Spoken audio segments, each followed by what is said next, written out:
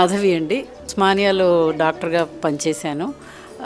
అయితే దీని గురించి నాకు ఎలా తెలిసిందంటే ఈ ఆశ్రమం గురించి మేము ఉండేది నెక్టర్ గార్డెన్స్ అనే కమ్యూనిటీ మాదాపూర్లో ఉంటాము. అక్కడ ఒక దంపతులు ఇక్కడికి వచ్చి డొనేట్ చేసి దిస్ ఈజ్ ఆల్మోస్ట్ 4-5 ఏళ్ల క్రితం చెప్పారనమాట. మేము ఇట్లా డొనేట్ చేసాము, అక్కడ పోయి బట్టలు అవన్నీ కూడా ఇవ్వచ్చు, ఏది కావాలన్నా అక్కడ చాలామందికి వాళ్ళు చాలా బాగా చూసుకుంటున్నారని చెప్తే మేము అప్పుడే యాక్చువల్గా అనుకున్నాను నేను చేద్దామని. అయితే మాకు సమయం ఎంత పట్టింది అంటే మధ్యలో కోవిడ్ రావటం అవన్నీ కూడా ఉన్నట్టుంది. సో ఇప్పుడు రాగలిగాము ఇక్కడికి. ఆశ్రమం చూసాము, గుడి చూసాము. ఆశ్రమం చూసి ఇక్కడ చేసే సేవలు చాలా గొప్పగా అనిపించాయి. ఇవి చిన్న విషయం కాదు.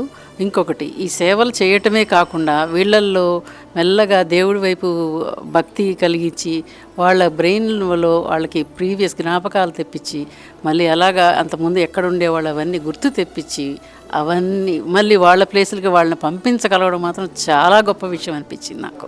సో అలాగే ఏదో అనాథలకు సేవ చేస్తున్నామంటే సేవ చేయటం కాదు, వాళ్ళని ఎంతో విధంగా మళ్ళీ వాళ్ళని ఇంప్రూవ్మెంట్ తెప్పించి వాళ్ళని తీసుకొని మళ్ళీ వాళ్ళ స్వస్థలాలకి పంపించడం అన్నిటికంటే గొప్ప విషయం అనిపించింది.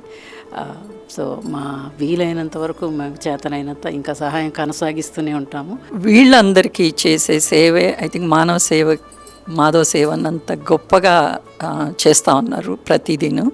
పైగా చాలామంది నేను పైకి వెళ్ళి చూశాను. అంతను ఒకటి శుభ్రంగా ఉండడం అని కాదు, వాళ్ళకి ఆ మానసిక ప్రశాంతతనివ్వడము ఒక గొప్ప విషయము. రెండోది, వాళ్ళకి మతిస్థిమతం చాలామంది వాళ్ళకి లేకపోయే వాళ్ళ దగ్గర కూడాను అలాంటి ఒక నిబద్ధతని వచ్చేలాగా చేయడం అనేది చిన్న విషయం కాదు. మా నాన్నగారికి ఫ్రంటల్ డెమెన్షియా ఉంది. నాకు ఒక్కరితోనే ఎంత కష్టమో ఇదని అర్థమవుతుంది. అలాంటిది 600 మందికి అట్ ఎనీ గివెన్ టైం చేయడం అన్నది అది చిన్న విషయం కాదు. అందుకే మా పాపల్ని, అక్క వాళ్ళ పిల్లల్ని కూడా తీసుకొచ్చి చూపెడితేనే దాని ఇంపాక్ట్ ఎలా ఉంటుందో అర్థమవుతుందని మాకు అనిపించింది. తప్పకుండా అక్క చెప్పినట్టు మాకు వీలైనంత, మాకే కాదు మేము నలుగురికి చెప్పగలిగినంత చెప్పి వీలైనంత తప్పకుండా. సాయం అనే పదం వాడకూడదు, ఇది ఖచ్చితంగా ధర్మం అని అనుకుంటాను ప్రతి ఒక్కరిది. థ్యాంక్స్ అండి.